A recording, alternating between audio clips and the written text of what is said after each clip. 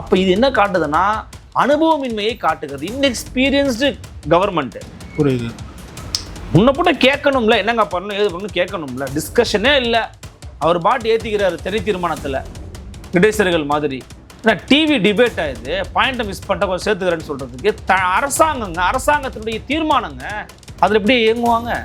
இப்போ அதில் கொஞ்சம் கவனமாக இருக்கணுன்ற அதை தான் இன்றைக்கி நாம் தமிழர் கட்சி வந்து ஹைலைட் பண்ணியிருக்காங்க. அது ரொம்ப நியாயமான ஒரு விஷயம். நாம் தமிழர் கட்சி இதை பேச பொருளாக மாற்றுவாங்கன்னு நினைக்கிறீங்க? ஏன்னா இவங்க இதில் இல்லை, அவங்க இன்றைக்கி பேச போகிற ஒரு விஷயத்த மாற்றிருக்கிறாங்க. நீங்கள் கவனிச்சிருப்பீங்க. நாம் தமிழர் கட்சி அவங்க இன்றைக்கி என்ன மாற்றிருக்கிறாங்கன்னா இந்த நடுவர் மன்றத்தை மாற்றிருக்கிறாங்க. நடுவர் மன்ற மாற்றத்திறப்போ அவர் நீண்ட அறிக்கை விட்டுருக்கிறாங்க. அந்த அறிக்கையில் அவங்க சொல்கிறது ஒன்று தான், மீண்டும் நடுவர் மன்றம் அமைக்க கோருவது என்பது பேரவலத்தின் உச்சமாக மாறும். ரொம்ப ரொம்ப ரொம்ப தவறான முடிவு, அவலமான ஒரு முடிவுன்றாங்க. திரு சீமானோட அறிக்கையில் எழுதியிருக்கிறார். ரொம்ப தப்பான முடிவுன்றது நியாயமான கருத்து தான். நான் என்னுடைய கருத்து அதுதான், எதிர்க்கட்சிகள் எல்லோருடைய கருத்து அதுதான். வரப்போகிற காலங்களில் சட்டமன்றம் இருக்க போகிறது கிடையாது. எல்லாமே மாறப்போகுது. தங்கிலீஷில் பேச போகிறாங்க. ஒருத்தர் இன்னும் அதிகமான வார்த்தை போர் அப்படிங்கிறது அதிகமாக ஏற்பட போகுது. இன்றைக்கி நடந்தது வந்து பார்த்திங்கன்னா ஒரு ஹெல்தியான மூவாக எனக்கு தெரியல. அவர் வந்து இவங்கள கலாய்க்கிறது, இவர் வந்து ஒரு குட்டி பையன் வந்து நான் எங்கப்பா உங்க அப்பாவே காணோம் அப்படின்னு கேட்குறது. அவையில் இல்லை ஸ்டாலின், தெரிஞ்ச கதை தான். அதை ஏன் திரும்ப அதை சொல்லி இது பண்ணுறாங்க அப்படிங்கிறது நமக்கு தெரியல. ஸோ அதெல்லாம் விஜய் அவர்கள் தவிர்த்துருக்கலாம். முதலமைச்சர் இன்னும் அதிகமாக கான்சன்ட்ரேஷன் பண்ண வேண்டியது என்னென்னா, நம்ம கொடுத்த வாக்குறுதியில் எப்படி நிறைவேற்ற போகிறோம், அது குறித்தான விஷயங்கள் என்ன, அது குறித்து பேசியிருக்கிறாரு தான், நான் இல்லைன்னு மறுக்கலை. இது போன்ற விஷயம் தான் ஹைலைட் ஆகுது. இந்த பேரை மாற்றுறதெல்லாம் போன வாட்டியே திமுக பண்ணாங்க. என்ன பண்ணாங்க? சமூக நீதி மாடல், அப்புறம் அந்த மாடல் இந்த மாடல்லாம் பேசுனாங்க. இந்த பேரை மாற்றுறதெல்லாம் இருக்கட்டும், பேர் வச்சே சோறு வச்சாங்கிற கணக்கு தான் இது. நீங்கள் சமூக நீதி கணக்காக என்ன எடுக்க போகிறீங்க? என்ன விஷயத்த வந்து இம்ப்ளிமெண்ட் பண்ண போகிறீங்க? சாதி வாரி கணக்கு தான் பண்ண போகிறோன்னு சொல்லிட்டு பண்ணுங்க. அவங்க எடுத்தப்பறம் நாங்கள் எடுப்போம்னா அதுதான் திமுகவும் சொன்னாங்க. இந்த அறிவிப்பு மேபி ஒரு வரவேற்கத்தக்கதாக இருக்கலாம். பாமகவின் தலைவர் கூட அன்புமணி கூட வரவேற்றிருந்தார். வரலாற்று சர்டிஃபிகேட்டில் பேசியிருந்தார். எப்போ எடுக்க போகிறீங்க, எப்படி எடுக்க போகிறீங்க, அதனுடைய இது என்ன, எதனுடைய எதை வச்சு வேலிடேட் பண்ண போகிறீங்க? நீங்கள் வேலிடேட் பண்ண போகிறீங்க.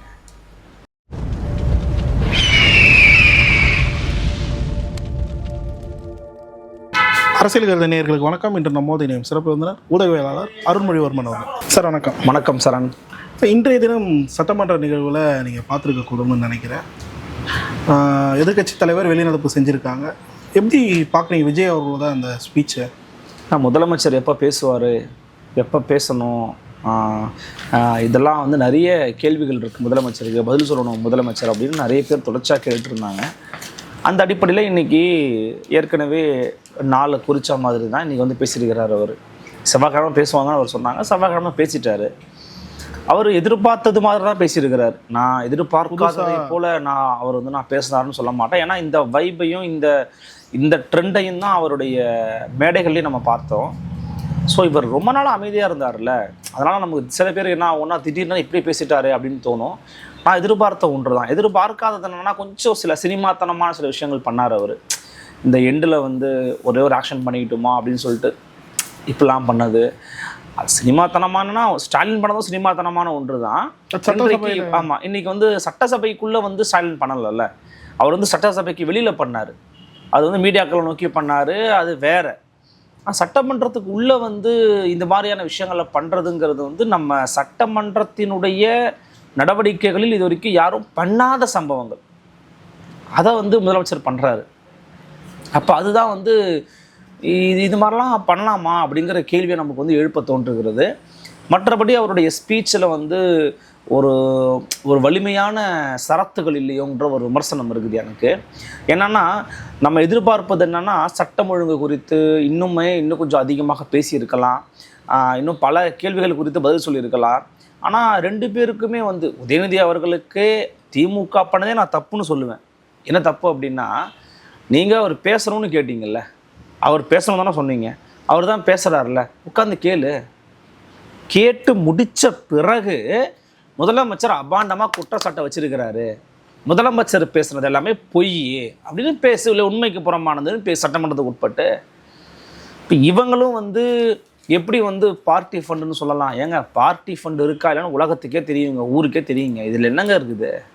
இப்போ பார்ட்டி ஃபண்டுன்னு சொன்னால் உங்களை தான் குத்தி காட்டுறாங்கன்னு நினச்சி நீங்கள் வெளியே போனீங்க. இப்போ பார்ட்டி ஃபண்டுன்னு விஜய் சொன்னது யார்? சொன்னது யார்? திமுகன்னு சொன்னார் அவரு? இல்லை, பார்ட்டி ஃபண்டுன்னு தானே சொன்னார். அப்பயே நீங்கள் அதாவது குற்றம் நினைச்சுதான் குறுகுறுக்கும் அப்படிங்கிற மாதிரி எங்கள் அப்பா குதிரைக்குள்ள இல்லைங்கிற மாதிரி நீங்கள் வந்து பண்ணிட்டீங்க. அமைதியாக உட்காந்துருந்து பேசி முடித்த பிறகு இவங்க திருப்பி வந்து வாதத்தை வச்சுருக்கலாம், அருமையாக பேசியிருக்கலாம். உதயநிதிக்கு ஒரு அருமையான வாய்ப்பு கிடச்சிது.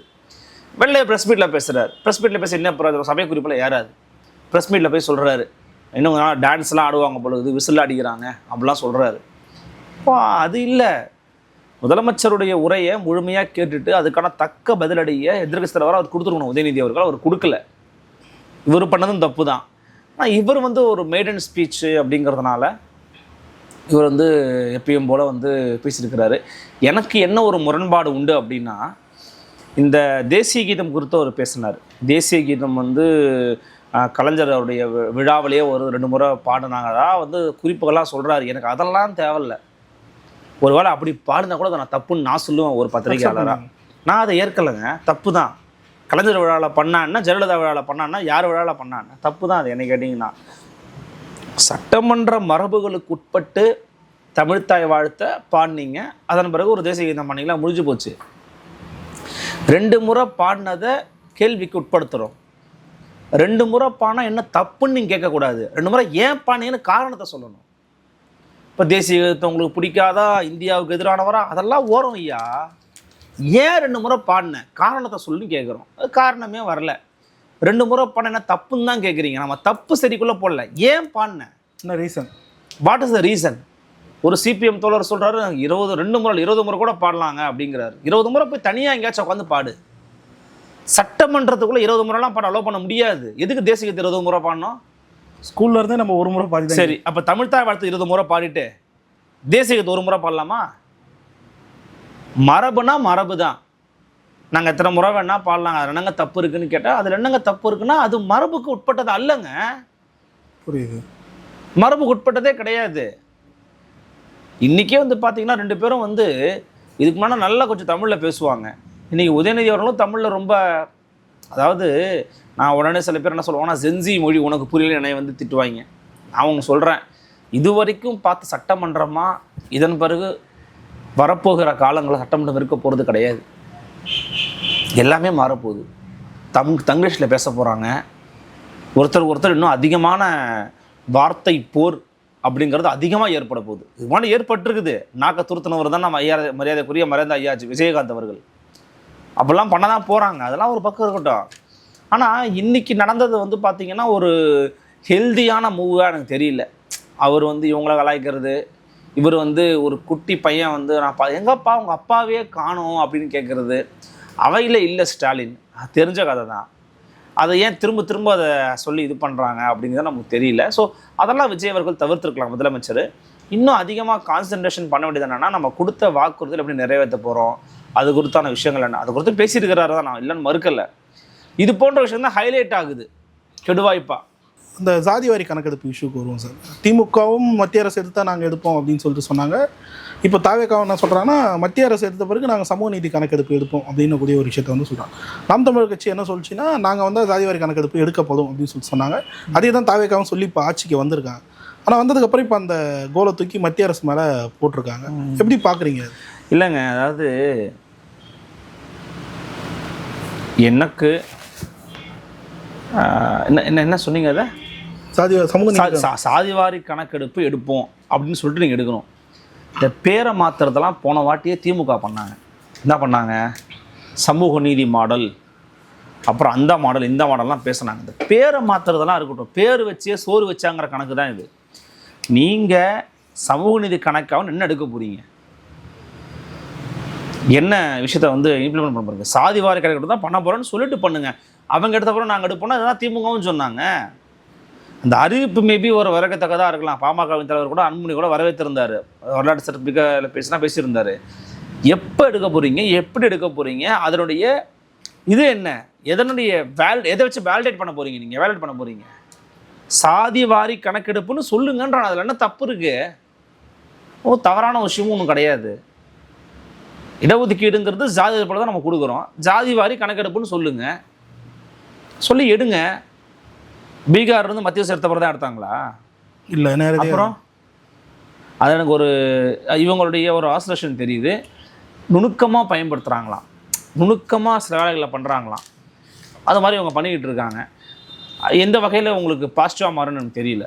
நாம் தமிழ் கட்சி இதை பேச பொருளாக மாற்றுவாங்கன்னு நினைக்கிறீங்க? ஏன்னா இவங்க இதில் இல்லை, அவங்க இன்றைக்கி பேச போகிற ஒரு விஷயத்த மாற்றிருக்கிறாங்க. நீங்கள் கவனிச்சிருப்பீங்க. நாம் தமிழ் கட்சி ஆமாம், இன்றைக்கி என்ன மாற்றிருக்கிறாங்கன்னா, இந்த நடுவர் மன்றத்தை மாற்றிருக்கிறாங்க. நடுவர் மன்ற மாற்றத்திற்பா ஒரு நீண்ட அறிக்கை விட்டுருக்கிறாங்க.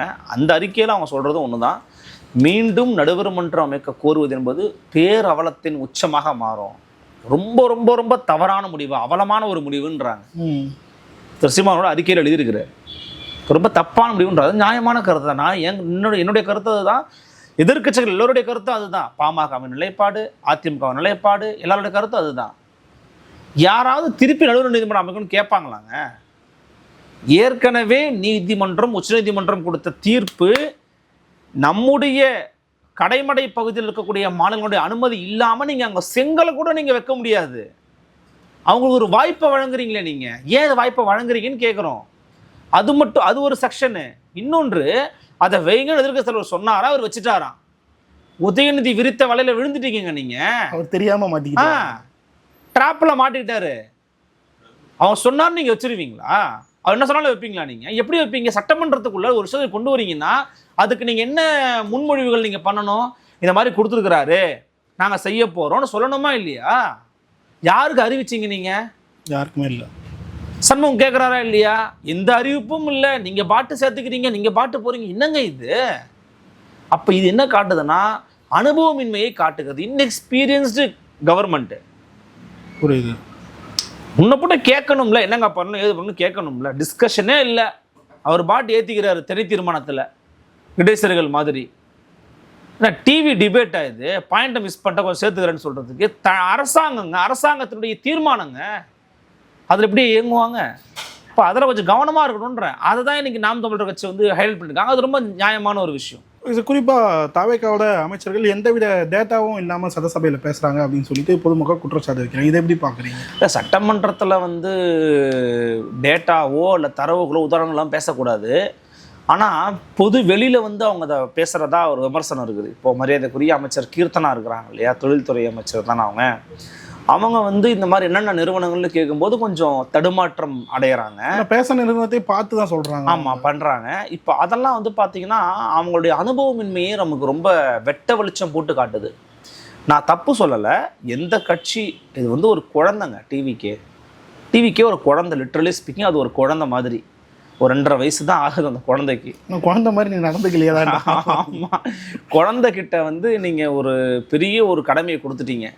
அப்போ கொஞ்சம் தடுமாறி திக்கு தசை தெரியாமல் கொஞ்சம் அங்கிட்டு இங்கிட்டு போகத்தான் செய்யும்.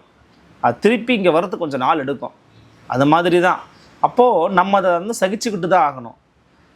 அமைச்சர் அவர்கள் கீர்த்தனா அவர்கள் ஒரு அதிகாரிகிட்டையோ அல்லது ஒரு மூத்த அமைச்சர் பெருமக்கள்கிட்டையோ அல்லது முன் அனுபவத்துக்காக எதிர்கட்சிக்கிட்ட கூட போய் கேட்கலாம். ஆனால் இது எப்படின்னா பண்ணீங்க, ஏன் ஒன்றும் பிரச்சனை இல்லை, முன்னாள் அமைச்சர் டிஆர் பாலாஜியை கூப்பிடுங்க, ஏன் தப்பே இல்லையே. அவரை கூப்பிட்டு ஒரு மீட்டிங் மாதிரி அரேஞ்ச் பண்ணி, ஆனால் என்னெல்லாம் பண்ணியிருக்கீங்க பர்சனலாக சொல்கிறேன் சார். அதனால் சட்டமன்ற வளாகத்துக்கு வரேன், உங்கள் ஆஃபீஸில் உட்கார வச்சு பேசுங்க, உங்கள் ரூமில் அழைச்சி வச்சு பேசுங்க. ஆனால் என்னெல்லாம் பண்ணியிருக்கீங்கண்ணே, இது எப்படிலாம் கொண்டு போகலாண்ணே, உங்களோட ஐடியாஸ் மட்டும் கொஞ்சம் கொடுங்கண்ணே, நீங்கள் இந்த காலத்தில் எவ்வளோ பண்ணியிருக்கீங்களா, சரி ஓகே, இதெல்லாம் எப்படி நான் இம்ப்ரூவ் பண்ணுறேன்னு. அதுதானே ஆரோக்கியமான அணுகுமுறையாக இருக்க முடியும். நான் சொல்கிறது உங்களுக்கு புரியுதா தம்பி? அவங்க இதெல்லாம் பண்ணலை, அவங்க இதெல்லாம் செய்யலை, அவங்க இதெல்லாம் முடிக்கலை. அப்புறம் மேலே பார்த்தா ப்ரீவியஸ் இயர் ப்ராஜெக்ட்னு ஒன்று இருக்குதுன்னு சொல்கிறாங்க இவங்க சொல்கிறதையே. அப்போது இதெல்லாம் அனாவசியமான ஒரு ப்ரெஸ் மீட்டே. அது ஒரு ப்ரெஸ் மீட்டு கொடுத்தா டீட்டெயில்டான ப்ரெஸ் மீட்டு இல்லைன்னா அதை கொடுக்கவே கூடாது. ஏன்னா போய் கேளுங்க. ஆமாம், இன்றைக்கி ஊடகங்கள் கண்கொத்தி பாம்பாக காத்துக்கிட்டு இருக்காங்க அவங்கள எப்படி கார்னர் பண்ணலான்னு. Even though you have achieved the assembly election, நீங்கள் ஜெயிச்சிருந்தாலுமே கூட ஊடகங்கள் உங்களை அப்படி அணுகாது. ஏன்னா நீங்கள் ஊடகத்தை அணுகுனதே கிடையாது. ஸோ அவங்க அப்படி தான் அவங்களை அணுகுவாங்க. அப்போ they are waiting for the moment. நீங்கள் போய் வாய்ப்பு கொடுக்கக்கூடாது. இப்போ அமைச்சர் ரமேஷ் பேசுகிறாருன்னா அவருடைய துறை வேறு, அவரால் ஈஸியாக அதில் ஸ்கோர் பண்ண முடியும். தொழில்துறைங்கிறது டேட்டா தெரிஞ்ச ஒரு துறையாக, ஒரு டேட்டாஸ் நிறைஞ்ச ஒரு துறையாக இருக்குதுன்னும் போது டேட்டாஸ் தெரியணும், அப்புறம் நடந்த சம்பவங்களை நினைவு வச்சுக்கணும், எவ்வளவு கோடிகள் அப்படின்னு ஞாபகம் வச்சுக்கணும், யாருக்கு இல்லை எக்கனாமிக்ஸ் தெரியணும், யாருக்கிட்ட எதை பற்றி பேசுகிறோன்னு தெரியணும். இதெல்லாம் தெரியாமல் நீங்கள் வந்து வார்த்தை விட முடியாது சார். ஆதவர்ஜனா அவர்களுக்கு, அமைச்சர் அவர்களுக்கு வந்து ஒரு கட்சி அனுபவம் இருந்திருக்குது, பல பேரோட பழகி இருக்கிறாரு, ஒரு பிஸ்னஸ் பர்சனாலிட்டியாக இருந்திருக்கிறாரு. ஸோ அவருக்கு நெளிவு செலிவு, போக்கு நீக்கு, என்ன இது வரவு செலவுலாம் தெரியும். அவர் பொதுப்பணித்துறை அமைச்சராக இருக்கிறாரு, ரைட்டு, ஓகே, ஃபைனு. அப்புறம் ஆனந்த் அவர்கள் தெரிஞ்சோ தெரியலையோ ஒரு விஜய் அவர்கள் கூடவே வந்து பயணித்த ஒரு நபர், ஒரு நல்ல ஆர்கனைசர். ஆனந்த் ராஜ்மோகன் அவர்களுக்கு தமிழ் சார்ந்து இயங்குற ஒரு ஆள். ஸோ அவருக்கு அப்படி ஃபாலோ பண்ணுறாங்க. அப்போ நீங்கள் வந்து ஒரு துறையை உங்கள்கிட்ட கொடுக்குறான்னா அதுக்கு நீங்கள் உங்களை மோல்டு பண்ணிக்கணும். டிக்டாக்ல இந்த ரீல்ஸ் போகிறதெல்லாம் நான் தப்புன்னு சொல்ல, இன்ஸ்டாகிராம் போல் தப்புன்னு நான் சொல்லலை. அது ஒரு வழிமுறையாக அவங்க பின்பற்றுறாங்க. அவங்க அதில் தான் வந்து அவங்க ரொம்ப ஃபெமிலியரான ஒரு ஆளாக இருக்கிறனால வழிமுறையை பின்பற்றுறாங்க, தப்பு இல்லை. அதையே பண்ணக்கூடாது. நீங்கள் வந்து ஃபஸ்ட்டு ஊடகங்களை சந்திக்கும் போது இப்படி அமைதியாக இருந்தாங்க, இன்றைக்கி ரொம்ப டென்ஷனாக வராங்க, எமோஷனலாக வராங்க. அமைச்சர் கீர்த்தனா அதெல்லாம் ஆக வேண்டிய அவசியமே கிடையாது. உங்களை அவதூறு பண்ணாலோ, உங்களை இது தவறாக சித்தரித்தாலோ அதை கண்டிக்க வேண்டியது உங்களுடைய கடமை, அதை தடுக்க வேண்டியது எங்களுடைய கடமையும் கூட. அது தப்பு தான், யாராக இருந்தாலும் தவறாக சித்தரிக்கக்கூடாது. அப்புறம் உங்களை செயல்பாடை குறித்து கேள்வி கேட்காம இருக்க முடியாது. அதில் கொஞ்சம் சில பேர் வந்து கொஞ்சம் தடுமாற்றம் அடைகிறாங்க. அது வந்து ஒரு என்ன சொல்கிறதுனா, அது ஒரு மோசமான ஒரு பிழைன்னு நான் சொல்லலை, இது இருக்கிறது தான்றேன். அது இருக்கக்கூடிய ஒன்று தான். ஏன்னா அவங்க இப்போ தாங்க வந்திருக்கிறாங்க, அவங்களுக்கு எதுவுமே, அவங்களுக்கு இப்போ தான் ஃப்ரெஷ்ஷாக அவங்க இருக்கிறாங்க. அப்போ தெரிஞ்சுக்கிறதுக்கு ஒரு காலம் எடுக்கும். தெரிந்து கொள்வது தப்பு கிடையாது. ஆனால் என்னுடைய விமர்சனம் எங்கே வருது அப்படின்னா, பதில் கொடுக்கும்போது நேர்த்தியான ப்ரிப்பரேஷனோட வரணும். அது வராதது அவங்க தப்பு தான். நான் என்ன சொல்கிறேன்னா, இது பிழையானது தான், ஆனால் மிக மோசமான ஒரு பிழை கிடையாது. ஏன்னா இந்த பிழையை தவிர்த்திருக்க முடியும் அவங்களால, பட் தவிர்க்காமல் அவங்க அதை கண்டினியூ பண்ணுறாங்களோன்னு தோணுது எனக்கு. குறிப்பாக சார், ராஜ்மோகன் அவர்கள் பேசும்போது நாங்கள் ஆட்சிக்கு வந்து அந்த லைவெலாம் கட் செய்ய மாட்டோம் அப்படிலாம் சொல்லியிருந்தார். ஆனால் இப்போ தானே லைவ் கட் ஆச்சு முதல் முறை. ரெண்டாவது முறை வந்து எடப்பாடி பழனிசாமி அவர்கள் பேசுகிறாரு, அவரோட மைக்கும் கேட்கல, அவர் பக்கம் கேமராவையும் திருப்பலை. அந்த மாதிரி விஷயங்கள்லாம் தொடர்ச்சியாக நடக்குது. எப்படி பார்க்குறது இதெல்லாம்? லைவ் வந்து போடுறேன்னு சொல்லி அவங்க போட்டுக்கிட்டு இருக்கிறத நான் வரவேற்கிறேன். அது ஒன்றும் அவங்க பெருசாக அதில் ஒன்றும் பின்வாங்கின மாதிரி தெரியல. பட் மற்ற அரசியல் கட்சிகள் பண்ணுற அரசியலையும் அவங்க பண்ணுறாங்கன்னு நான் நினைக்கிறேன். எந்த விஷயத்தில் சொல்லுவோம்? ஃபார் எக்ஸாம்பிள், இப்போ நீங்கள் சொன்னீங்க எடப்பாடி பேசும்போது இது பண்ணிட்டாங்கன்னு, அதெல்லாம் பண்ணியிருக்க வேண்டிய அவசியம் கிடையாது. தாவேக்காவோட இன்னொரு மறைமுக ஒரு அஜெண்டா ஒன்று இருக்குது, டு டெவாஸ்டேட் த ஏடிஎம்கேஸ் ஃபேஸ். ஆனால் அதை வச்சு ஓப்பனாக பேசுகிறாரு.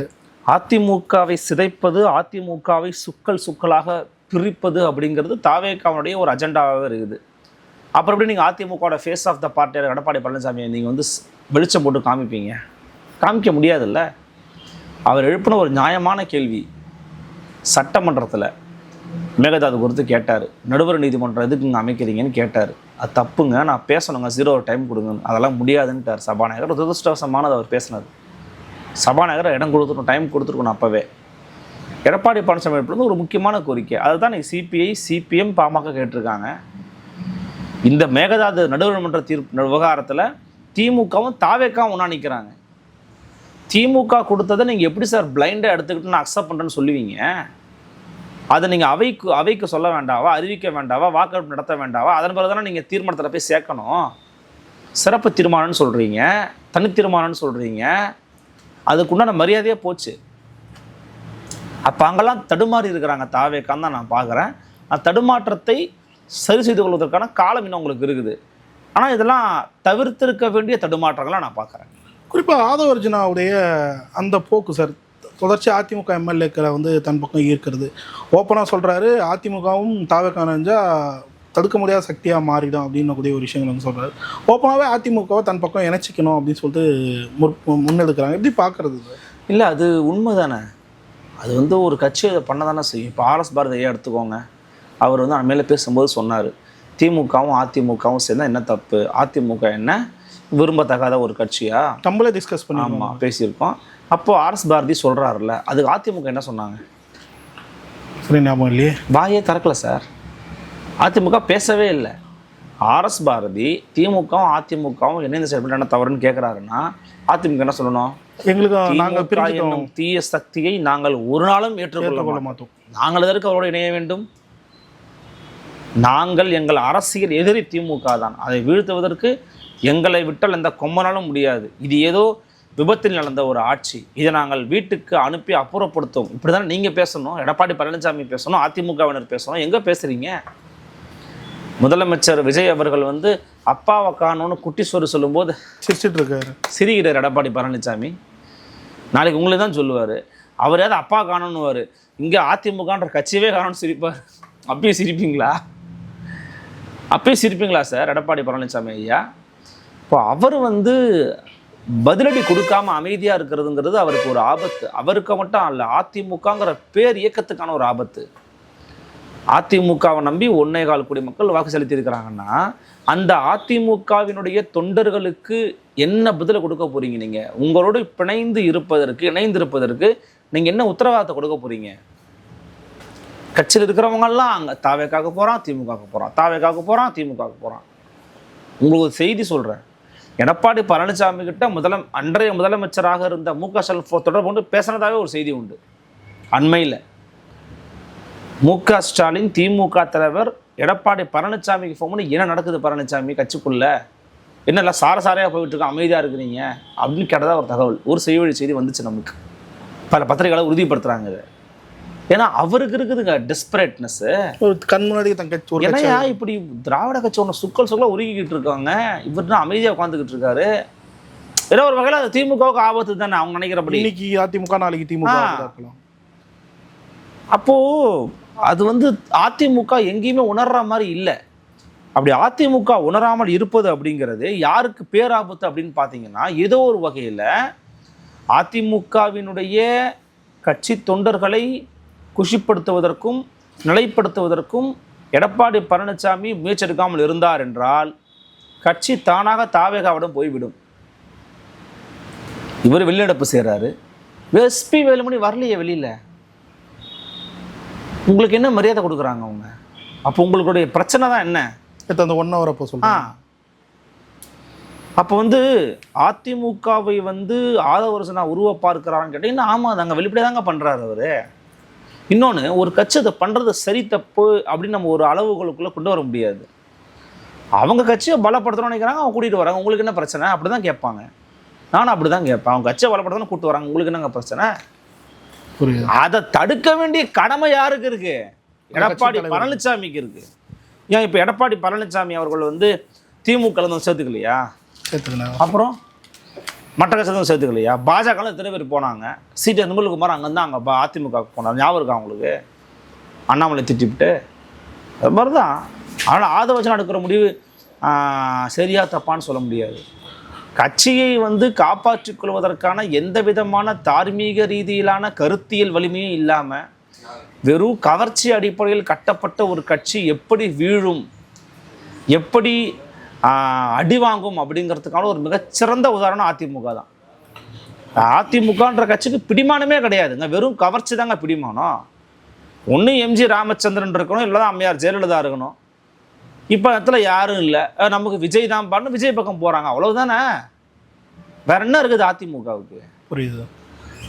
அதிமுக இந்த கடந்த சில ஆண்டுகள்லையாச்சும் ஏதாச்சும் ஒன்று பண்ணியிருக்கணும், அல்லது எதிர்கட்சியாவது ஒழுங்காக செயல்பட்டுருக்கணும். எதுவுமே செய்ய மாட்டீங்க. திமுக கூட அங்காளி பங்காளியாக இருப்பீங்க, அண்டர் டீலிங்கில் இருப்பீங்கன்னா உங்களை மக்கள் நம்பணுமா? புரியுது. எதிர்த்தா உண்மையாக நேர்மையாக சத்தியமாக அது இருக்கணும். கீழே உறவு வச்சுக்கிட்டு மேலே பேசிக்கிட்டு இருந்தீங்கன்னு வச்சுக்கோங்களேன், மக்கள் ஈஸியாக கண்டுபிடிச்சிருவாங்க, எக்ஸ்போஸ் ஆயிடுவீங்க நீங்கள். இப்போ மக்கள்கிட்ட எக்ஸ்போஸ் ஆகிட்டீங்க நீங்கள். கடந்த ஆட்சியில் திமுகவினர் மீது எடுத்த நடவடிக்கை, கடந்த ஆட்சியில் அதிமுகவினுடைய முன்னாள் அமைச்சர்கள் மீது திமுக எடுத்த நடவடிக்கை என்ன? எதுவுமே இல்லை. அப்புறம் வாய்ப்பு இல்லை தான். அதிமுகவினுடைய வீழ்ச்சியை தடுப்பதற்கு எடப்பாடி பழனிசாமி ஒரு பெரிய முயற்சியை, ஒரு பெரிய அஸ்திரத்தை ஏவாமல் அதை தடுக்க முடியாது. இறுதியாக ஒரே ஒரு கேள்வி தான் சார். திமுக தொடர்ச்சியாக 2 நாட்கள் வெளிநடப்பே செஞ்சுட்டு வராங்க. இந்த 5 ஆண்டுகளும் இப்போ தான் இருக்குமா அப்படின்னு சொல்லிட்டு இப்போ கேள்விகள் எழ தொடங்கி இருக்கு. எப்படி 5 வருஷம் அப்படிங்க அப்படி இருக்கும்? இன்னும் பட்ஜெட் வரும், பல விவாதங்கள் வரும், மானிய கோரிக்கை. அவங்களால அவங்க பண்ண தப்புக்களை வந்து சுட்டி காட்டும் போது அவங்களால பதில் பேச முடியாமல் திணறதை பார்க்க முடியும். பதில் பேச முடியாமல் திணறாங்கன்னா 2 விஷயம் இருக்குது. இவங்க எல்லாருமே எக்ஸ்பீரியன்ஸ்டான ஆட்கள். இவங்க இப்போ தான் எக்ஸ்பீரியன்ஸ் ஆகவே போகிறாங்க. இந்த டைமில் இவங்க பேசுகிற ஒவ்வொன்றுத்துக்கும் அப்பப்போ நீங்கள் ரியாக்ட் பண்ண நினச்சிங்கன்னா அது நல்லா இருக்காது. புரியுது. அதுக்கு தான் சொல்கிறேன், உதயநிதியோட ஸ்டாண்டே தப்பு. முதலமைச்சர் விஜய் பேசுகிறாருன்னா பேசி முடிக்கிற வரைக்கும் காத்திருந்து பாயிண்ட் ஆஃப் ஆர்டருக்கு டைம் வாங்கிட்டீங்க. அதாவது பதில் கேள்வி கேட்க போறீங்கன்னு தரணும் சொல்லிட்டாங்க. தரணும் சபாநாயகர் சொல்லிட்டாரு.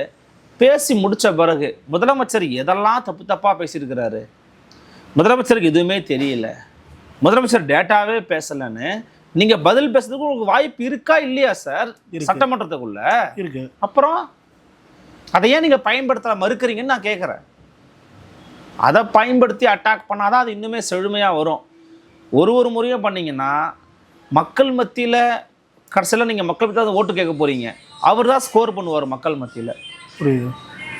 ஓகே சார், பல்லர் கேள்வி தெளிவாக நேரத்துக்கு நன்றி.